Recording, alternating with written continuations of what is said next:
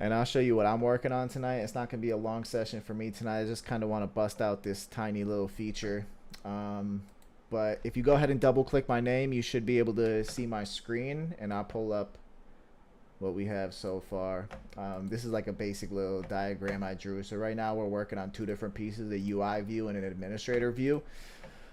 So the only thing we have wired up right now is we have an input entry for the zip code. When they enter the zip code, it goes to the server. The server is going to increment the zip code in the database. So we're tallying how many people enter zip codes from which locations. And then it passes the zip code into an is serviceable function that returns true or false. And then it renders where the user navigates to based on whether that evaluates to true or false. If it's true, they're in a serviceable location and they follow this flow here.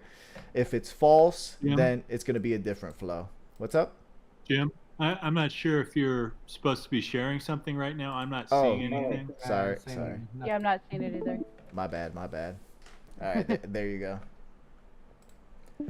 So this is it here. UI view, admin view, user flow after they enter the zip code, server taking in the zip code from the input entry field, processing it. Then we have our database. All this is already set up. So we already have the database. We already have the server. We already have the UI. We just have to build out the form. The only form we actually have done right now is contact. And then we actually have all of these three components here. Let me see if I can. Oops. Let me try that again. Bring to front. Okay.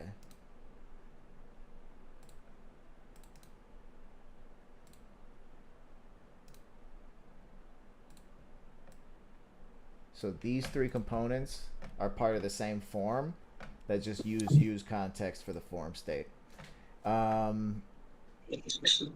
What's up, T? So what I'm going to work on tonight is basically a part of this form is there's buttons. Let me go ahead and actually pull up the code really quickly.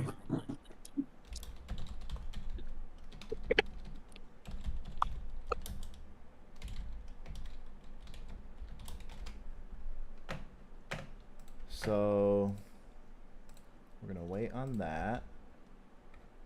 Did that yesterday. So we have our serviceable form right here. And all right, so I actually have to do a get. I think every time I'm like trying to say something, it unmutes me or it mutes me. How are you?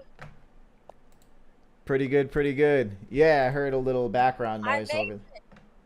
Yeah, no, honestly, I'm sorry, I'm driving, but I was like, I might as well say something now that I can read. Yeah, no, you're good. Welcome, welcome.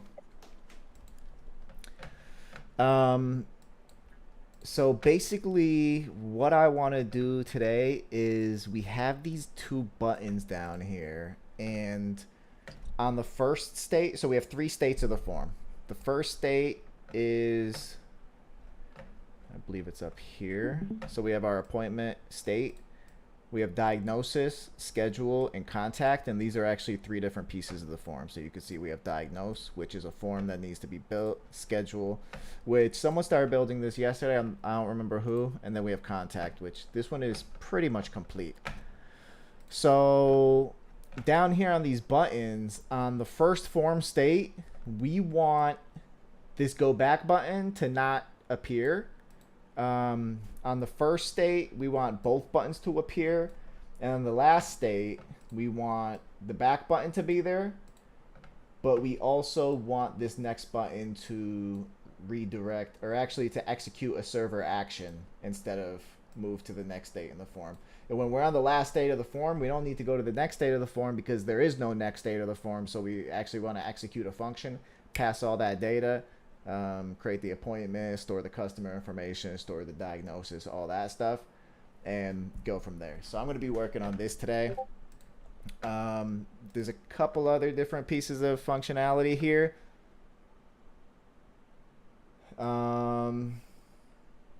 I guess for now we don't really have to think about it. I was gonna say when you press the back button, any information you entered on the current state will be deleted. So when you come back, it's gone. But I think we should actually save it in the state.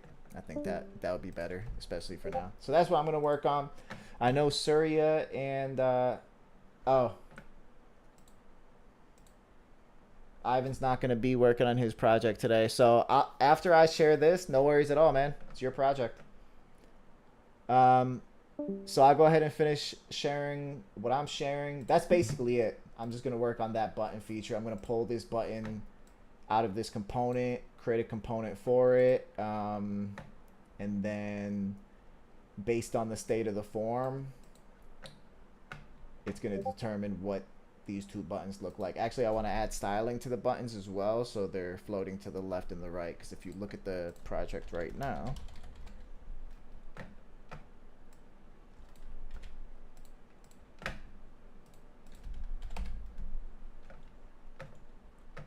see what we got.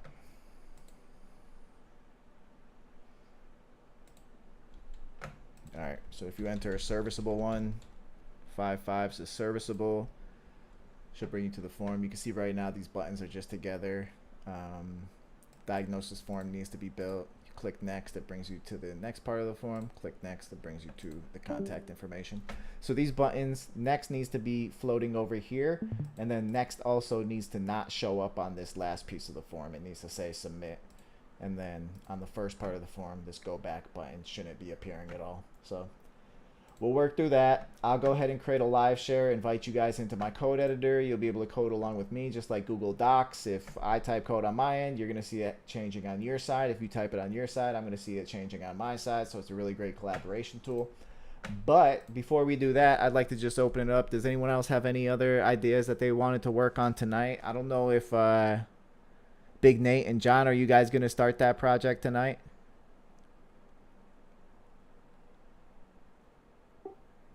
I'm okay with it if he is. Yeah, we could do that. All right, cool. So John and Nate, if you look right now, we're in the co-working channel, the co-working space channel. Just underneath the co-working space channel are breakout rooms. So you two can hop down into breakout room number 1 right now, so you guys can talk freely without like us interfering by talking about other projects and that sort of thing. If you just click on breakout room number 1, you'll automatically be added right there, and then you guys could chat and come up with some ideas and then go from there. If you guys have any, if you guys have any questions or need anything, feel free to just pop back in and ask, and then pop back into, yeah, you can hop around.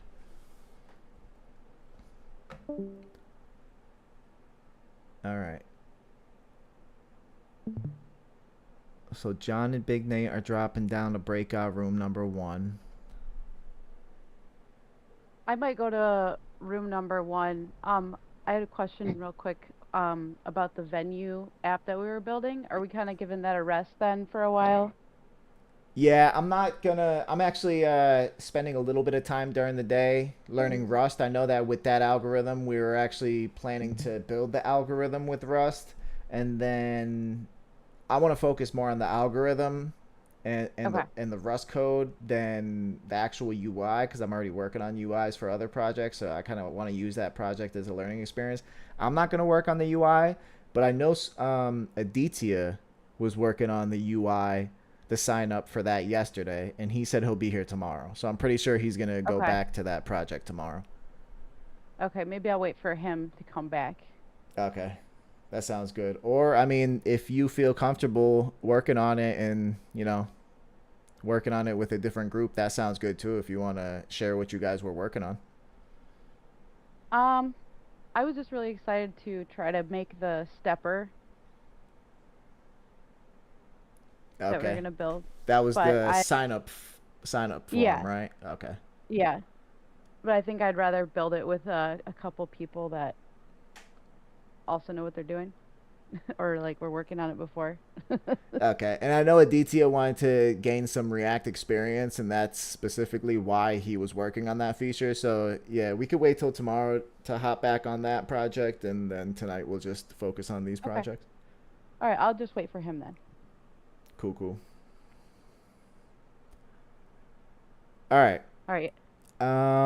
Let's see. So Harsha, Nazar, Reginald, Surya, Yadu, what do you guys have any thoughts on what you want to work on? Is this button feature good enough, or do you guys want to work on something else? Do any of you have any other project ideas, thoughts? To be honest, actually, I don't have any idea. So we just joined because of that. People work together the scene. So yeah, I'm still trying to understand that because I had a kind of a requirement that's why I was looking this React thing, because I wanted to integrate the one of a React portal developer React portal or maybe plugin that can be integrated with the one of a uh, secondary identity and access management product by following a standard protocol. So I was looking any specific standard plugins are there or not, and so I was just researching on that. That's actually I was looking into that. If someone knows that, that's really interesting. That I would like to work with. Anybody?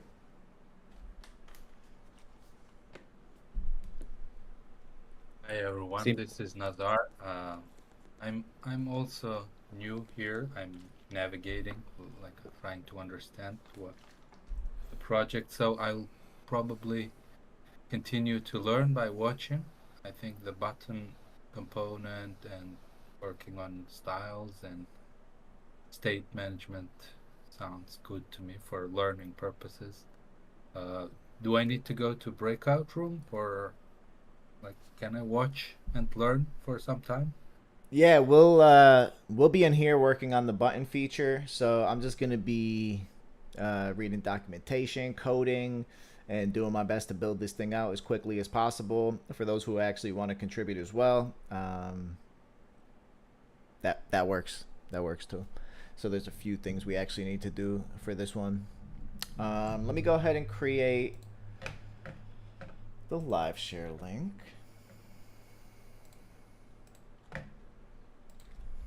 I'm going to go ahead and post that in the chat. So if you click that, you'll pop into my code editor. You'll be able to code along with me. What I'm going to do right now is start cutting this out here. So we're going to do, we'll call this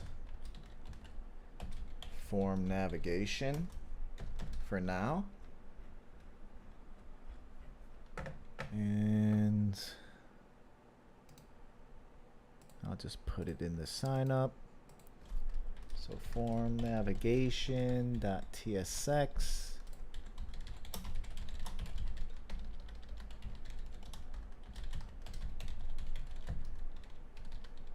Form navigation. Quick question. I don't Yes. think I heard what John and Big Nate were working on.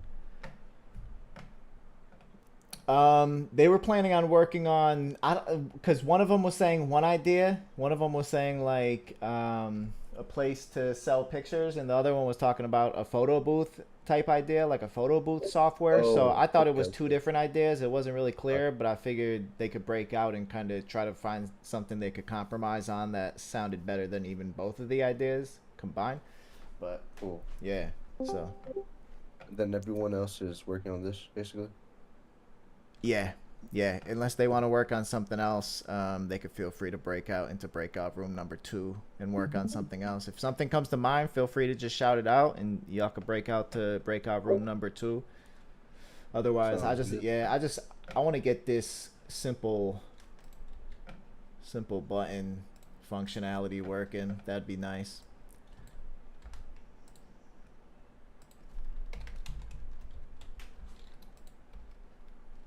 So we got handle back, handle forward. Those are two functions that I believe.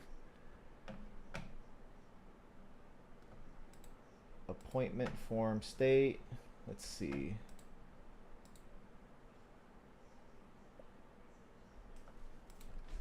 So we could add this, I believe.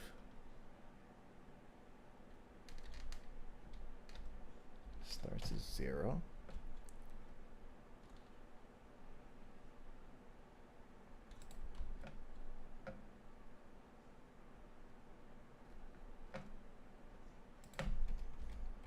Hey Jim, quick question. Okay. Oh, never mind. I was gonna say that form state if it should be an array of values, but like I don't know, maybe I'm just thinking too quickly. What do you mean? Like I remember you mentioned something like there's a 0 state, there's a 1 state, and there's a 2 state. Yes. So what came to my mind was like, oh, that sounds like an array of values.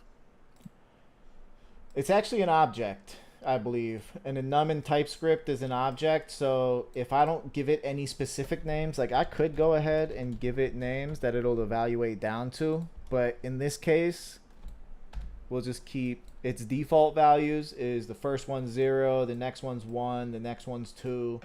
So this will be the property name and the value will be 0. So it's an object. It just creates the values itself, kind of like an array. Oh, okay. All right. Thanks. Yeah, so it's very similar in that sense.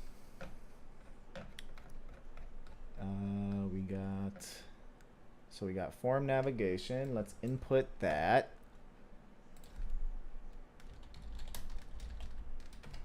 Form navigation. And then we got value. So we want to pass in form, form state, and on form change.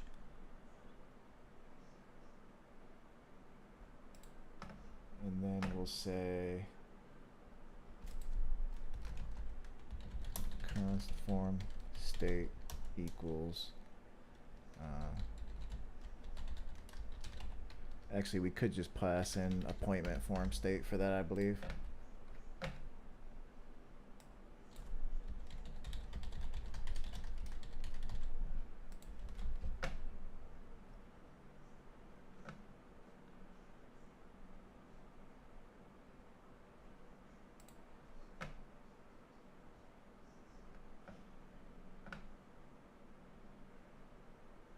Okay, so it wants us to use something that is the same name as this. So can we just, because I want it to update when it changes.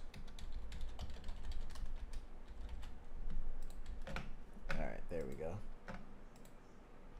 And then this is our appointment form state. So that should be good.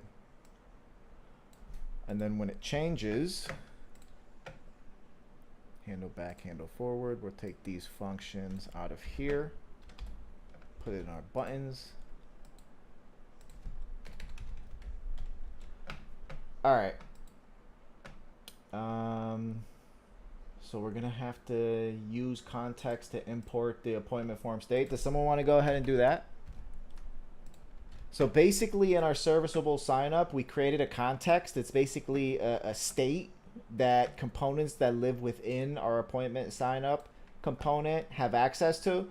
So the components that live inside of our appointment signup are diagnosis, schedule, and contact.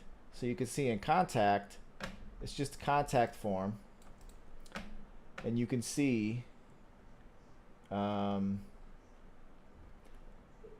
using context and we're importing the form context into this application here, into this component here. So now we have access to the form. Form contact email, form contact first name, and if you look here, we have it's basically has access to all this stuff here. It does have access to this too, which we should drill down and only have access to this since it's the contact piece, but we could worry about that later. So the same way that we imported use context into this contact information component so that we could access the form, we want to import that same thing into this component because we need the appointment state and we also need the set appointment form state.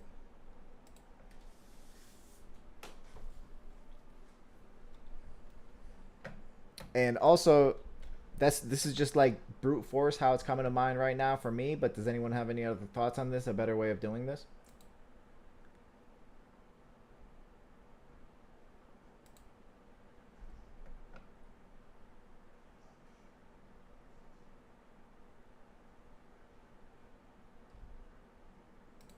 Here, this is what I'm gonna do so we could actually just focus on logic instead of like pulling in state and all that stuff. We'll keep this here for now. And we'll go ahead and build that out later.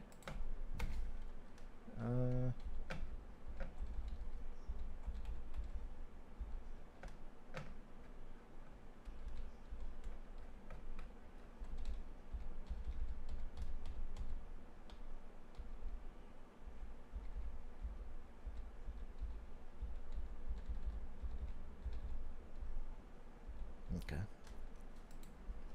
Alright, so we'll deal with this in here. We'll style it in here, and then we'll go from there. So right now, I guess the first thing we could do, this is sort of simple too, is just style this button. So right now, if you look at our form, we have, let's look at the elements.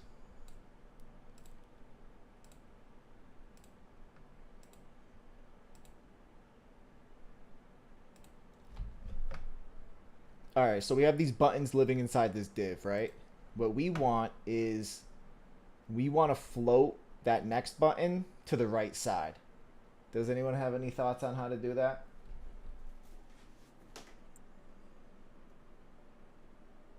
This is Tailwind, right? Yes. So there must be like justify.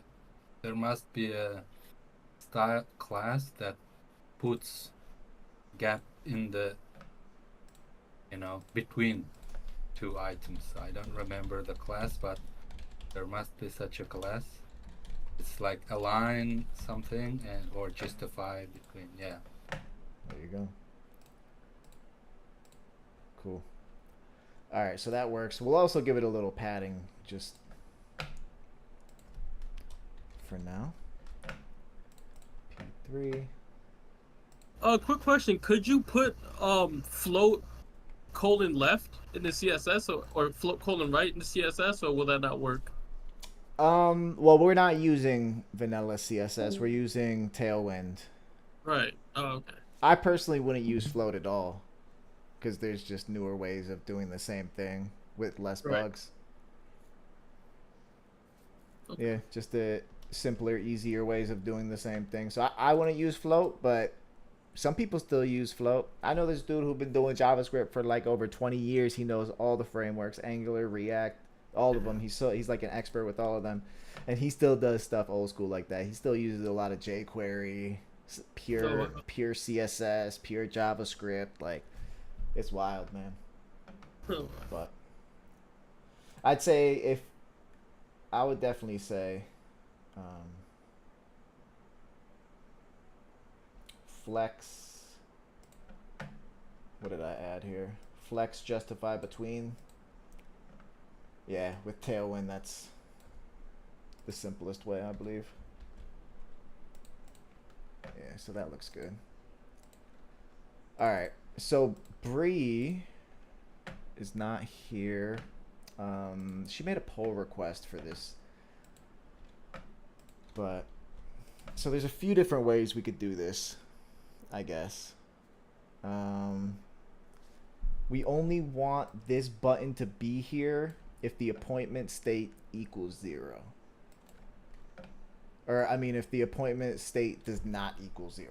So if it does not equal 0, if we're on the first stage of the form, the 0 stage, the diagnosis, we don't want that back button to be there. So if appointment form state equals 0, we don't want that to show up. If it equals 1, we want it to show up. If it equals 2, we want it to show up. Or anything besides 0. Does anyone have any thoughts on how we could just get this button to disappear when you're in state 0?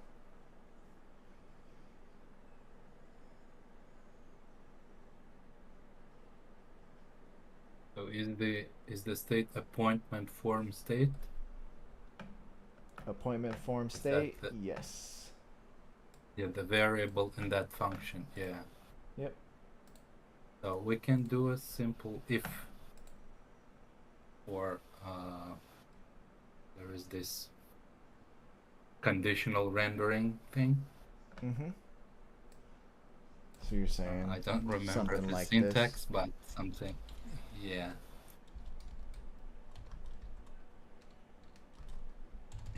And yes. So there we go. Next. Now our next button is floating. Yes.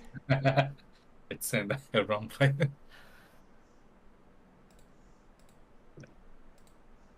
All right, so that's good though. At least it's not there anymore, right? And then on this page, we don't want this to show up. We only want this to show up in states 0 and 1. So in state 2, we want this to change to submit, and we want to connect the server action to it, essentially. So anyone have any thoughts on that right there? The same logic, no? Like last conditional rendering. So last state is what, 3 or 2?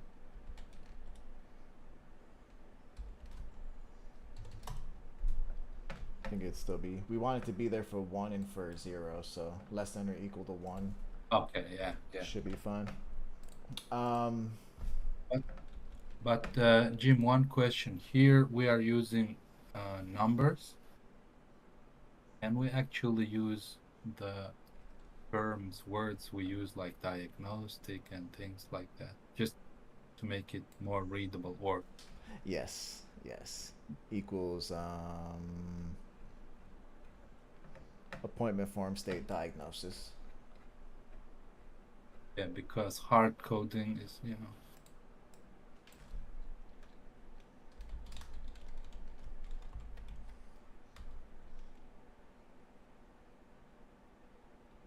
just like using enums, the main idea behind enums is not using these numbers, right?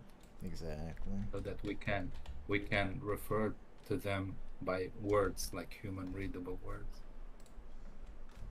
Does it make sense now? Yes, sir. Alright, so that's good.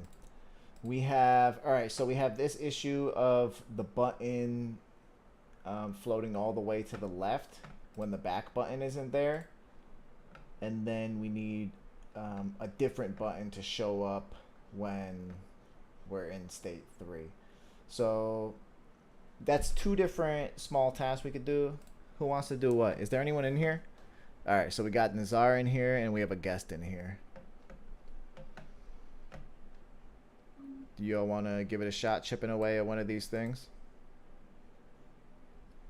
Yeah, so one thing is to add the third button, which is visible only on the last page. Yes. Well, we could do something like this, right? We could do something, instead of doing and, we could just do the ternary, which I already don't like, but Yeah. we could do the ternary, Yeah, and then that's much better. just add a different function here. So this would actually be I guess we haven't even added a form.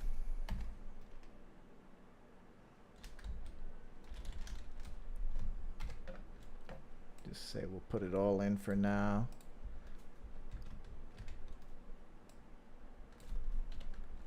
Okay. Then we can have an action here.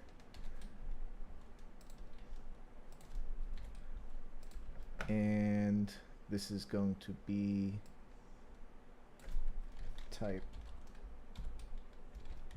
submit. All right. And also it should say submit instead of next. So if we're in appointment state, form state 0 or 1, then we should see this next button with an on-click handler that changes the state. If we're on the third state, we want to submit the whole form with all of the data, which is basically all this stuff here. We still need to build this out as well. We'll just get this button done tonight though. That's a good, nice little task. And then if anyone is interested in actually contributing on the project, we have a repo here. I have some issues here. We're fixing the buttons right now, so.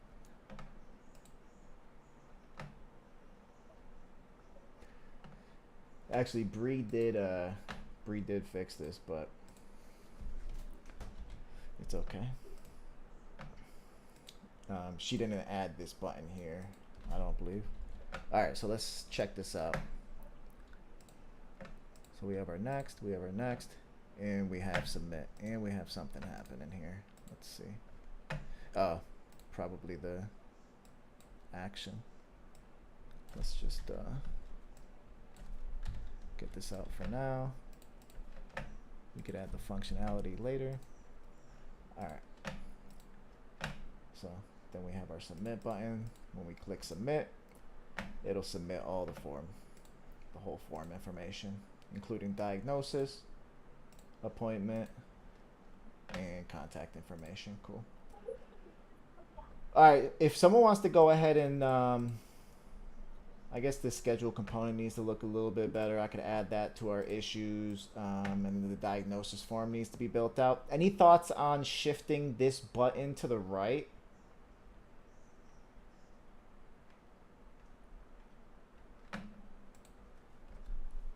We can use some right align, maybe justify right. Would that work in this case? Conditionally, of course, needs to be. Yeah, I guess you could style it based on the state, right? Do you think like we can use some kind of tiny function there to return that, depending on the state different class names? For class name value, I use a kind of arrow function for value, conditionally returning a value. To return the styles? Yeah. Yeah, are you in the code editor? Are you in the code editor? Yeah, I You want to go ahead and type have that? it. You want to go ahead and type that function right up here underneath the handle back, and then I'm going to go ahead and type something else here just to see what this would look like. Okay, let me give it a try. Okay. Because I believe we could do something like this too. Yeah, that looks even better.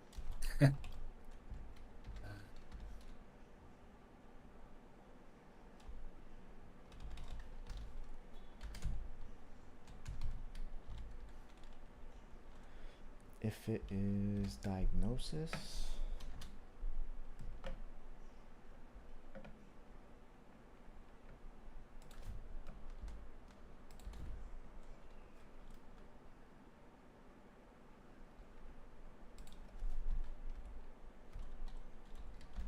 justify right? No, it's end, I believe. All right. Okay. So this is I'm actually interested in seeing your function though. I would never say there's like one right way of doing things because everybody's gonna Yeah. have their own perspective and their own way of solving problems. If it's just this that we need to add, Yeah. then okay. But if it comes to the point where Yeah. we're applying many styles to it, this is just gonna become way too much to handle way too quickly, you know? Yes. Yeah. Yeah. So my idea is exactly your idea, but you already wrote it. So I can do it. Like, Yeah. okay, so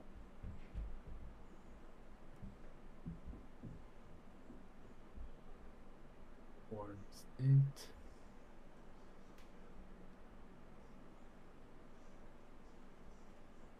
Contact.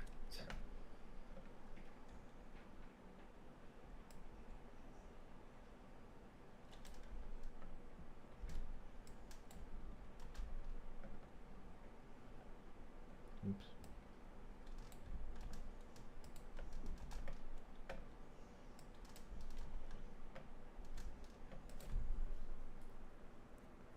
So here, this contact returns true. Is that the idea? Is if appointment form state, it's gonna return 2. 2. Okay, if it is. But you actually just have to um, capitalize this here. There you go. Okay. So, trying to think about like what's going to happen, because if this part evaluates true, it will return justify end, right? Hmm. And if not, if false, justify between.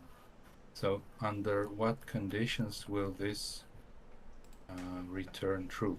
So we just want you want justify end to be returned when we're on the diagnosis, not the Yeah, contact. so- Yeah. So just change the contact Yeah. to diagnosis and yeah. But this state will return a value, like will it return diagnosis is 0? So you would do like this, right?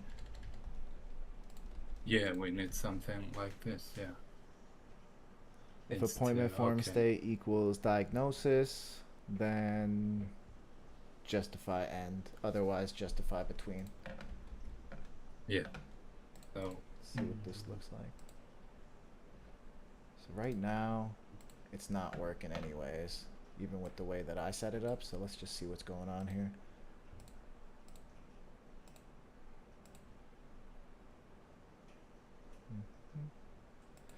All right, so flex, justify end. Let's see. So that should be working.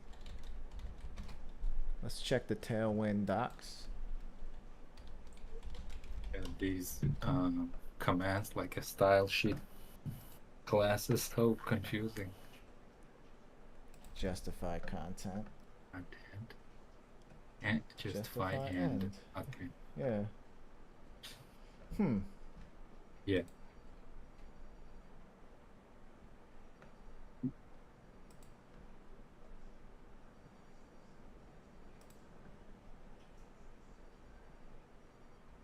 I think because in the inline style that you wrote, we still don't have a comparison, right? Do you think that's like related to that? If appointment form state contact. Oh, yep. Oops. Or since we already have the function, we can try it. Yeah. Yeah. Already this is like the thing is what I see here is just like tons of repeat code. So I'm like, man, once I see Yeah. repeat code, I'm like, there's a better way to do this. Mm-hmm. Yeah, so it was showing justify end though, so that's the thing. It should have been floating to the right, right? Yeah, so this is showing justify between now. Maybe the div is not taking full width, do you think? Oh wait. Flex is, you know, only small width div.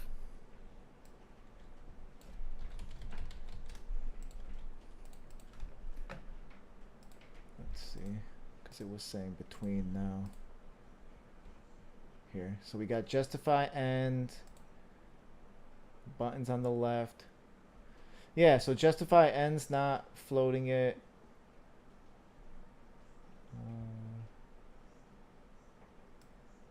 Looks like we have two quotation marks. Right. Can we Oh, hold on.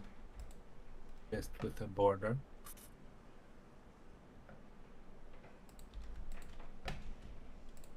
There we go. Did you change that? I just put a border. What happened? I don't know. Okay. Yeah, we got it floating to the right now. We got both of them floating to the right. So let's see. If appointment form state is equal to diagnosis. My fault. All right, so that should work. All right, so we got, there we go. All right, perfect. So, okay, then let me remove the border. All right, and then we got submit for our server action right there. All right, cool. So that's good.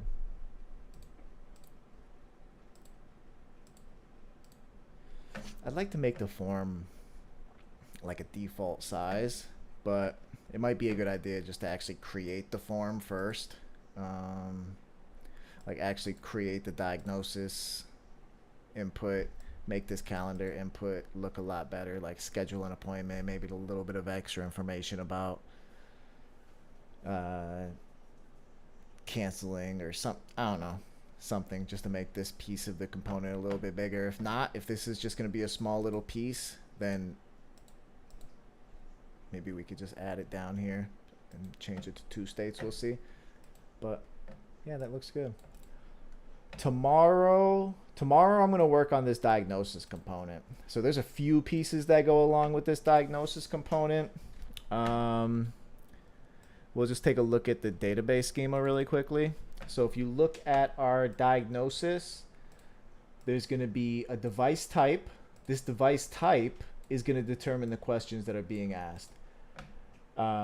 So with like a vacuum cleaner, there's going to be a certain type of question, basically, like a series of questions that are asked if it's a vacuum cleaner, a series of questions that's asked if it's a stove, a series of questions that's asked if it's a washer or a dryer. Like they're going to be different questions because they're different appliances, different parts, that sort of thing. Some of them are going to be the same questions no matter what. Does it have power? Does it turn on? You know, that's a question that's common for all appliances. The make and the model will definitely add extra questions, because if it's like a regular old school Kirby vacuum cleaner, you're going to be asking less questions because it has less parts. It's a simpler vacuum cleaner than if it's like one of those iRobot automatic cleaning vacuum cleaners, because that's automated. It probably has sensors. It has circuit board. Like, it's just way more complicated. So if they choose that as a device type and a make and a model, they're actually going to have additional questions on top of the original ones that are asked. So the form is actually going to be populated based on these 3 properties here. For now, we're just going to keep it simple. We're not even going to think about device, make, and model. We're going to, regardless of what someone chooses for a make or model, it'll be the same questions. The only thing that will change when you select device type, which we'll just start with vacuum cleaners to keep it super simple, it'll just render the questions that are asked with vacuum cleaners. So simple. Later on, we'll add multiple devices, we'll add different question sets, all that sort of thing. But tomorrow we'll just wire up the simple questions just for one type of device. And then that'll be interesting. That'll be a fun little piece, because I want to get started ASAP tomorrow, because it's already 10:15. So I know if we get started, there's some planning that goes into it. Might not be able to finish it, so I'd rather be able to finish it. I know that these questions, this diagnosis part of the form, this will be interesting, because each one of these questions is going to be an object in itself. And I believe to store the questions to the database, we're going to have to iterate through this array, store them, but we're going to have the diagnosis ID to connect it to the correct diagnosis record in the database. And so I believe we'll have to create the diagnosis record first, but I'm not positive. I'll have to dig into that a little bit too. We could dig into it together, but yeah. So that's what I'm going to work on tomorrow. If you want to check out, we do have a technician dashboard. So I'm going to go ahead and we don't actually have the technician route yet, so I'm gonna go ahead and create that now. We'll just call it technician, the technician path, and we'll put a page.tsx here. So this will be the landing page. This will be the UI for the technician.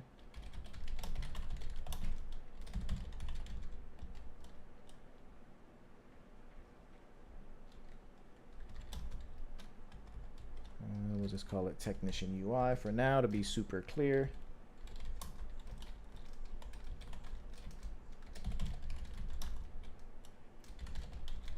All right, so we have that there.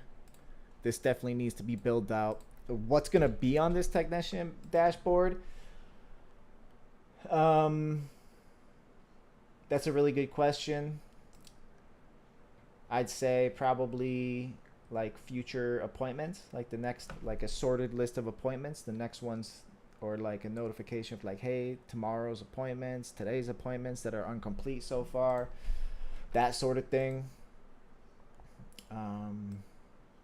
But we could give that a little bit more thought to.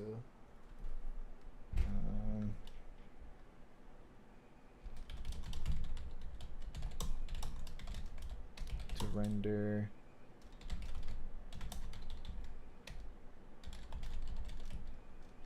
today's appointments. I guess we could just keep it simple. And then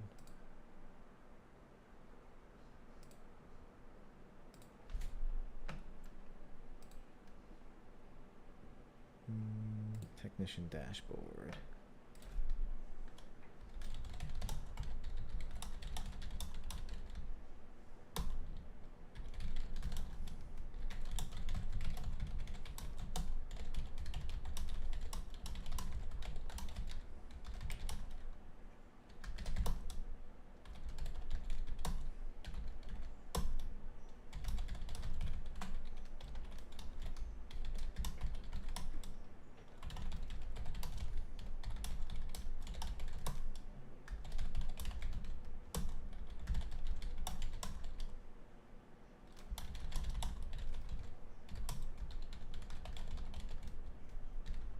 Something like What's that. the name of the repo that we're working on?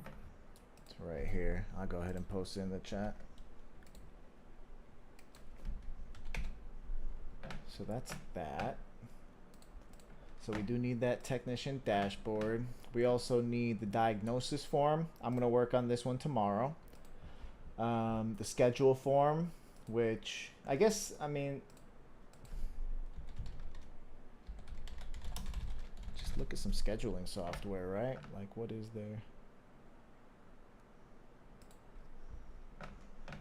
So what do their calendars look like?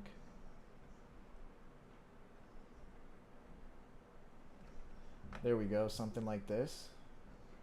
That's possible. I love their UI. We literally could just plug their stuff right into our website, but it costs money, otherwise we would. Not to say we never will, but if I'm just investing a bunch of money into a bunch of projects, I'm gonna go broke. So we'll build it from scratch, but you know, go explore some different calendar tools that exist. This is cool, I think. It shows you, you know, like tomorrow, the next day, like the next 3 days. That's cool, because you want to get someone in as quickly as possible. What else? There was another calendar. What was it called? Book like a boss. That's what it was. Yeah, this one has some really, like, this right here looks cool. You have the calendar on the left. You have the time slots on the right. I love that. Something like that. Let me go ahead and just get a little snap of that. I think I could just post a photo here, right?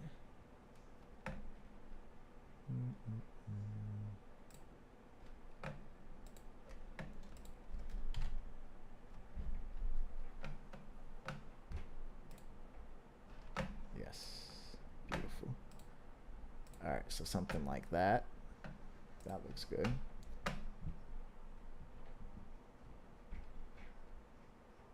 Yeah, there's so many different ways you could build nice calendars out there. Cool. So that's there. And then admin dashboard map. I'm actually doing some research on this feature right here. I have a Google Maps API key, and essentially what we're doing is when users enter their zip codes, like I said, the zip code goes to the database. I'll show you the actual function. We have process zip code. So when our landing page, when they enter their zip code, as long as there's no errors and they entered a valid form, we're going to increment the zip code. Increment zip code is a simple function that just stores the zip code to the database and tallies it by 1. Then we're going to run this isServiceable function inside the redirect. So it's either redirecting to serviceable or unserviceable. You can see the isServiceable function is returning either serviceable or non-serviceable. And we have our serviceable params are in util. So either serviceable or non-serviceable. It's just going to be a string that renders right there in the URL. So that tells our application where to go, basically. So you could see right here it says type serviceable. But if we go ahead and do non-serviceable, it'll bring you to an email sign up. So instead, they sign up through email and they just get notified when they come to your area. I actually don't like this step. I don't think there should be an email sign up. I think that there needs to be some type of calculation here where if they're in a non-serviceable area, if you're in a serviceable area, you pay standard prices. If you're in a non-serviceable area, it's like, if someone's willing to pay, why wouldn't you service them? So I think that there should be a way to calculate how many miles they are away from the person who's doing the repair and still quote them. There's trade-offs with both options, right? Like, we don't want to create an estimate that's $730. They could be like, no way, I'm never going to this place ever again. That's crazy. But if it's like 20 miles outside and instead of doing one for $150, it could be like $220. That's still expensive, but that's paying you for your time. You know, so it would be worth it. And some people would be willing to pay that. And some people are going to be like, that's too expensive, but it's not like $1,213.14 for driving 75. Like, there needs to be some type of cap if we do go with that method. So the pros of that option are you're not turning people away. You're still offering them something, even if you're increasing the price.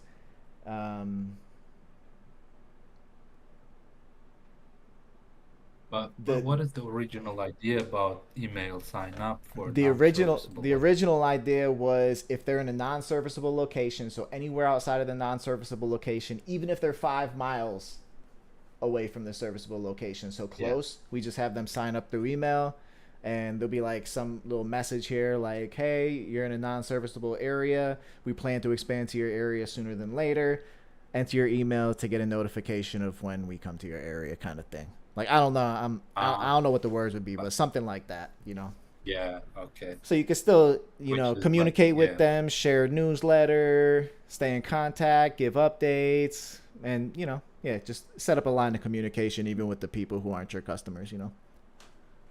Yeah, okay. So that's another thing right there. But let's see. So I was talking about the map. So anyways, we increment the zip code and then we redirect to the path that they're going down, whether they're serviceable or not. So the map, you can see that as we build the UI view, we have the zip code entry. This whole thing, this, and this is built. The only piece of this zip code feature here that's not built is this admin map. we're already starting to build the self-diagnosis, the schedule appointment, and the contact information. And for each one of these here, we also should be building a admin view dashboard component that uses this information in a valuable way. The one that uses the zip code in a valuable way is we're going to use a Google map. And for anyone, actually everyone, whether they're serviceable or unserviceable, it's going to, essentially what we're doing is we're using a polygon shape to trace out the zip codes. So we have a list of zip code coordinates. If you look in this zip data right here, these are all the files we got them from the census.gov that have zip code coordinates. So for every zip code in the United States, we have the coordinates. And those coordinates allow us to draw polygons on the map. And then once you have those polygons drawn on the map, you could use the number of zip codes that have been entered and incremented to fill in those polygons with different shades of green based on how many people have entered a zip code from that area. And the purpose of that tool is to help the local technician, the person who's actually doing the repair, to see where they want to expand next. So if you have 1,500 customers coming from this location that's northeast, you could hire someone to, or a couple people in your area to cover the repairs that you're doing right now, and you could cover that area. You could hire someone out there and train them to start servicing in that area. There's a couple different ways to do it. But it just helps the person who started to make better business decisions and know where to expand next. Where are my customers coming from? Maybe the high populated areas will be the best. Maybe not. Maybe it'll be the lower populated areas. It all depends. You know, you just get more information, and this will be a map that helps guide those business decisions. So for all the information that's collected, we want to build some sort of admin view that helps the organization make business decisions. I'm excited about the admin view because I've never built an admin view. I've always just built the UI side. And so for this project, I'm like, for every input that we have, I want to be able to use that information in a valuable way. So like, how can we do it? Maybe there's even a better way than this map right here. Maybe not, but this is the best thing I could think of right now. Maybe we could use the zip code data in multiple different ways. We've already had different people talking about creating different types of maps and that sort of thing based on population, number of zip codes entered, all different sorts of things. So, yeah. But that's what we have so far. Any questions on that? Comments? Suggestions? Okay, it makes sense. So zip code demand, like service expansion, will be based on demand coming from different zip codes, right? Exactly. That was my thought on it. Yeah, that's one channel of getting that demand request. But in real life, I think like there is this kind of offline thing that, for example, if a person sees that they are not in a non-serviceable area, you know, and if they, let's say, tell their friend that we are in a non-serviceable area, they will stop trying, right? Like the other person, okay, that company doesn't serve us, so they will not even try entering the zip code and doing sign up, let's say, for future. It's like one possibility, I think. Yes, potentially. Yeah. That's definitely, there'll be some negative word of mouth, you're saying, right? Yeah. So which will be totally happening offline, and if we rely only on this channel of information to make decisions about the expanding business, that's that may not always work. Yeah, definitely. That's why I say we definitely need to have multiple different we need to have a very sophisticated admin dashboard. That's what I think. As you said, like other So one other Or idea that I have to turn that admin dashboard into something even better. This is like a phase one of that map. I think it'd be really cool to, as the smaller businesses expand to these newer areas,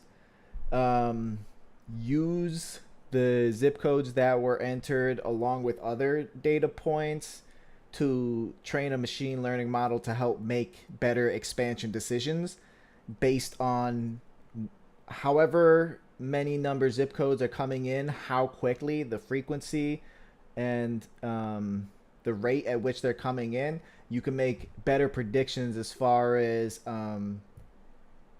how long before you expand to newer areas.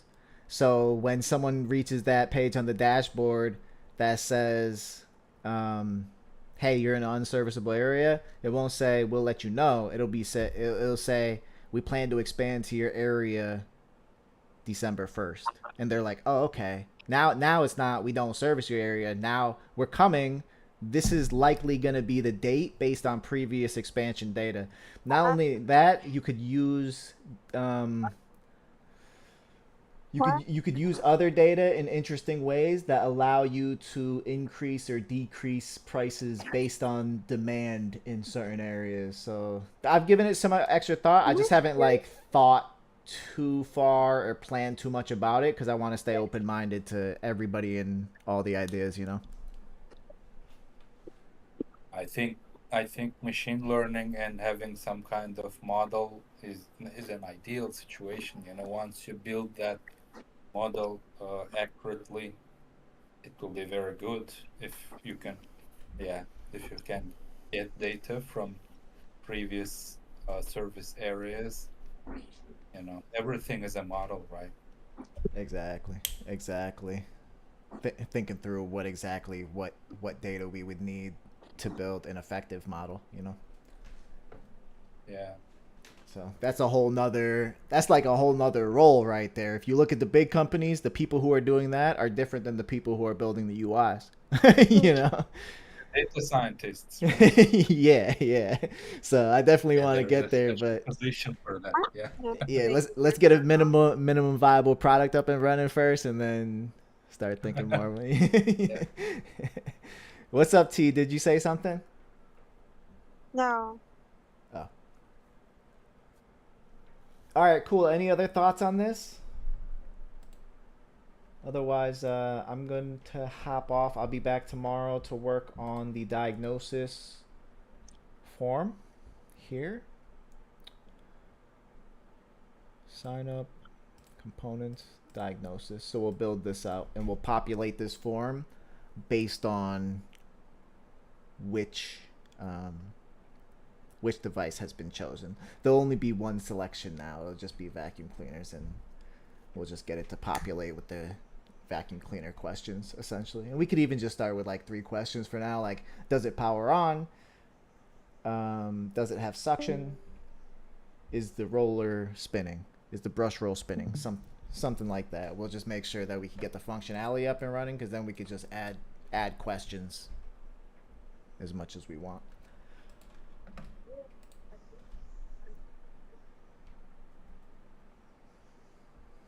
Cool. And then I know Aditya will be here tomorrow. So he's going to be working on the automated booking system. He's going to be working on the UI for the automated booking system. And then I believe Ivan wasn't able to make it tonight, but I believe he'll be here tomorrow as well. So he's working on a pretty cool project. I'm excited to read some of the code about it too, because I've never done anything with F# or .NET. So I'm just excited to read the code and learn it a little bit. Even if it's just like understanding one of the small functions, that'll be cool, you know? So functional is just a totally different way of thinking about it.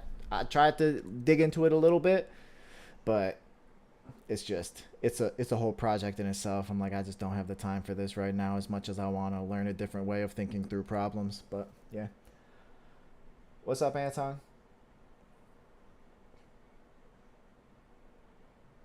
Hey. What's up? Doing great. How are you? Pretty good, pretty good. We just finished a super small feature. Basically what Bree did, but it works. So the button on the left disappears on the first state, and the one on the right turns into a submit button with a user action Cool. in the last state. Quality of life improvements. Yeah, just little things. Just a little bit every day, right? That's all that matters. Yeah. Oh, that reminds me. Actually, we're gonna need that server action. So this is gonna be our server action is gonna probably be called something like submit form. By the way, you better pull master, because this is changed. Yeah, yep. You will have merge conflict, so you better. I know, pull I master know. First. I know. I'm gonna spend a little bit of time tomorrow fixing those merge conflicts. Yeah. I knew it. I'm like, let me just get this working. I'll fix that. No, later. it's like. Oh my god, I have to go to bed. What is it, late over there? Aren't you in Colorado? It's like 7 over there. What's going on? Say what? Oh wow, she really had to go to bed. That sounded urgent. You know, it's like old good rule to start your day from git pull. Start your day from git pull. Yeah. Just end your day with git commit and start your day with git pull master or main. Yeah, no, Just that in makes case sense. someone pushed something here. Yeah, that makes sense. That makes sense. Can you hear me now? I don't know what's going on with my thing. Yeah, you said you had to go to sleep and then you disappeared. I thought it was that No urgent. way. I didn't say that. Wait, Like, was I'm I the so only sorry. one that heard that? No way. What? That's crazy. Maybe my phone is just not working tonight. I don't know what's going on. But Oh. I guess you can hear me now, so that's fine. Yeah, I could have swore I heard you say I have to go to sleep, and then I was like, "You're in Colorado, right? Like, Yeah. it's probably still light out over there." Well, I mean, it's like 3 hours from your Eastern time, I'm guessing. Yep.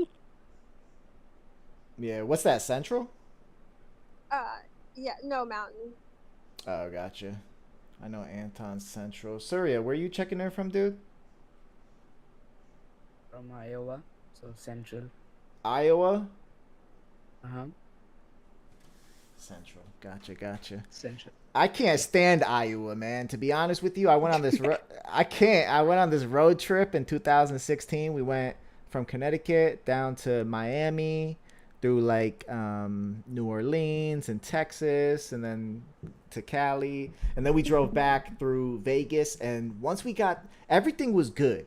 Like I drove from Connecticut to Miami straight, no sleep. And that was okay because the roads were curved. There were turns like every few seconds. The turns in the roads kept me awake. But man, once I got to Iowa, that was because it's just hundreds of miles of just straight driving. And that's when I was like, I have to sleep. I can't drive like this because I'm going to actually fall asleep driving. It's not good. Yeah, there's just a lot of empty land here. Oh, it's so open. It's so relaxing. Yeah, it's so peaceful. Yeah. But I'm starting to like think about moving to NYC or NJ area back. So Nigeria? maybe in the next, yeah, like in New Jersey, Jersey City, or maybe Brooklyn, somewhere close to Manhattan.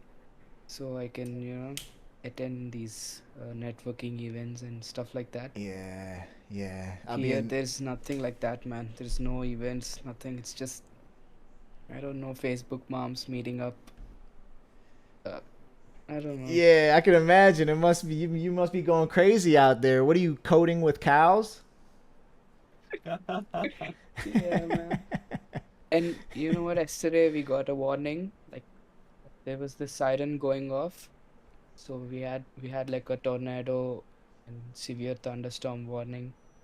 and I kept watching these YouTube live streams where there are these so-called storm chasers who follow these tornadoes and record them. But that was a something, and it happened yesterday. Yeah, man, you gotta live life a little bit. When you see that tornado, you just grab your surfboard and you start running towards it at full speed. Yeah, I thought it was coming towards us, but it's actually moving away from us, so we didn't really get to see, full Ye- tornado. Yeah, I was in Kansas for a little bit when my parents first got back from the military, and that was the first place we were stationed when we came back from Germany. And I was young though, but there were tornado warnings all the time, and my mother told me whenever there was a tornado or a crazy thunderstorm, I ran outside. Like I just needed to be outside. She hated it, but I was like, I need to be out there. This is so exciting. I love this. I'm still like that. When a storm comes, I'm like, yes. I'd be one of those chasers if I could. Sounds so much fun. If you do it safely, I'm not going to do it ignorantly, not knowing anything. If I actually understood the weather, I would do it. Nothing would be stopping me. I just don't understand it enough to do it safely right now, you know? And I stayed in New Jersey for a couple of years, and I've never once got a tornado warning or some kind of alert on my iPhone. You know what I mean? Like there is Yeah. just only like some like severe snow or something like that, but there was never any tornado. So Yeah. yesterday was the first, really. Yeah. Yeah. The city's better, but it has its trade-offs. I'll be in New York next week. But I'm like, man, I'm in the city for like a day, and I'm like, get me out of here. Especially, I was in Manhattan on Christmas Eve. I was like, what am I doing? Because I planned to go. I knew it was gonna be crazy busy. I knew there was gonna be more people than ever, but I just didn't think about it too much. I was spending it with my lady. You know, I knew we were gonna have a good time. And then I remember just standing in Manhattan, looking around at all these people, crazy amounts of people, and just thinking to myself, Yeah. what am I doing here? Why did I come here? and There is then I looked at my girl. And I'm like, oh yeah, this. this is why I came. I don't know. There is something magical about NYC that just Yeah. pulls people towards it, even if you don't like it. I don't know. Only New York has that kind of magic. Yeah, it's an energy. Every big city has it. They all have their own unique personalities. It's pretty cool. Yeah. Yeah, I noticed that on the road trip too. It's like you go to all these different cities and there's a lot of similarities, but they all have their own personalities. Cool. New York is special, for sure. New York is special. But, all right, cool. So I'm going to be hopping off. I'm going to get that repo all situated for tomorrow. And then tomorrow's Thursday, so that'll be the last session of the week. And yeah, and there'll be a happy weekend for everybody. So feel free to reach out to me anytime, all right, y'all? Okay. Yep. Okay. Have All a right, good- guys. Have a good one. Thank you, guys. Yeah, bye bye. Have a good one. See you.